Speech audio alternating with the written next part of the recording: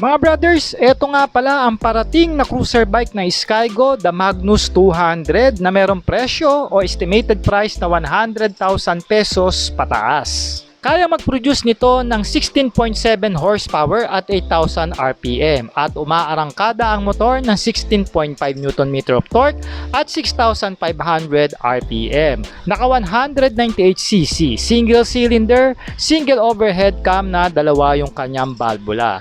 Naka liquid cooling na rin ito mga brothers dahil po mataas ang kanyang compression ratio na umaabot ng 11.5:1 habang naka 6-speed manual transmission po tayo at may pattern na 1 down at 5 up. Fuel injected naman ang kanyang fuel system at may claim po dito ang Skygo na kaya nitong tumakbo ng 40 to 45 km per liter in fuel consumption at meron tayong tank capacity na 14 liters.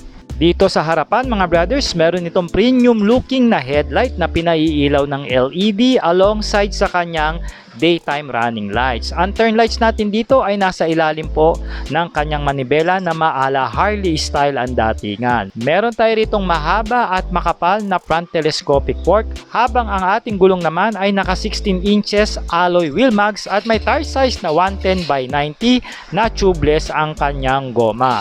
Naka front disc brake tayo rito mga brothers with a 2-pot piston caliper. Dito naman sa likod, meron tayong classic style na taillight na LED na rin. Ang preno natin dito mga brothers is mechanical drum brake.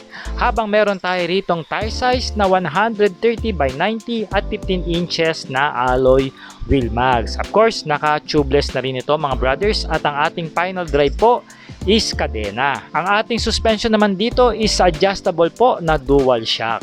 Malapad ang handlebar natin dito mga brothers on the wheel at meron itong mga basic switches pagdating sa manibela. Malinis nga itong tignan since ang ating meter panel ay nasa mismong tangke ng motorsiklo na merong combination po ng analog and digital meter. Ang ignition key naman natin is nasa gilid po sa left side sa ilalim ng tangke. No? Ang ating pong seat height dito mga brothers ay umaabot ng 710 mm habang meron tayong ground clearance na 150 mm at meron po tayong curb weight na 150 kg.